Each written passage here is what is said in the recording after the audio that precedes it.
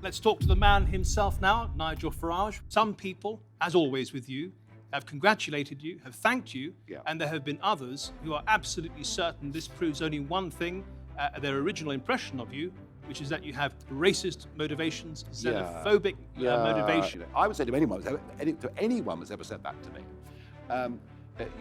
do you think we should unconditionally open our borders up to every poor country in the world?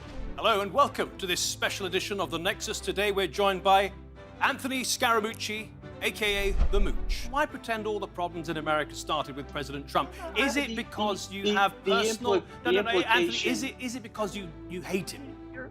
You hate the president?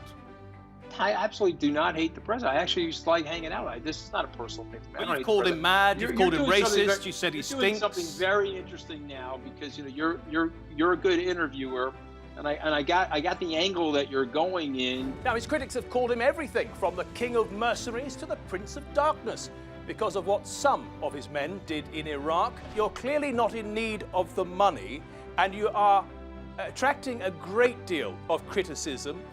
Have you ever considered not doing this business anymore?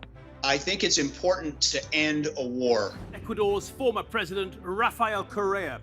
We went to meet him in Brussels to ask him if he's the one stirring up all those protests in Ecuador. He believes that it is a politically motivated and orchestrated event, and he is alluding to your involvement. Are you involved in any way? I am here talking to you in Brussels. How can I handle the demonstrations in my country? A week ago today, at least 8 heavily armed men attacked this city on an unprecedented scale. They targeted people watching a football match, listening to music, and just celebrating the end of a working week. Theresa May tried her hand in this election, and she has been punished by the British voters. Hello and welcome to Money Talks from the Istanbul Air Show here at Ataturk Airport, one of the world's busiest. France has a new president, Emmanuel Macron. He knows a bit about money. He used to be a banker with Rothschilds. Joining me now is Bastien Lecoz. Thank you very much for joining us. You are an entrepreneur here in France. Do you remember the time when George Bush said the French don't have a word for entrepreneur? He was surely wrong. He's not in the picture anymore. It's your word. Okay, let's see how entrepreneurial you are. There was some speculation that New York might be ruled out after the American lawmakers decided that the victims of 9/11 could actually sue the Saudi Arabian government. No, that's pure speculation. Britain's Brexit is going to cost much more than expected, according to the Financial Times.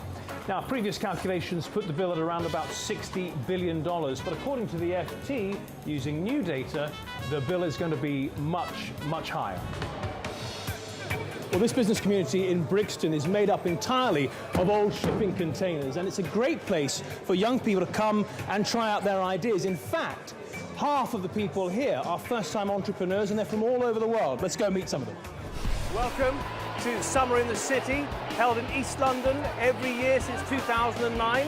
This is where some of the world's top YouTubers come to meet their fans, thousands of them, and some of them actually want to become a bit like their online heroes. Let's go meet some of them now. Let's go. Keep going, keep going.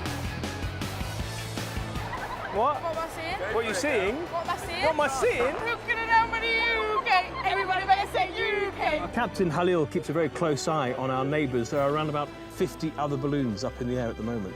We get to around about 800 metres maximum, and from there you can get a really spectacular view of the Cappadocia landscape.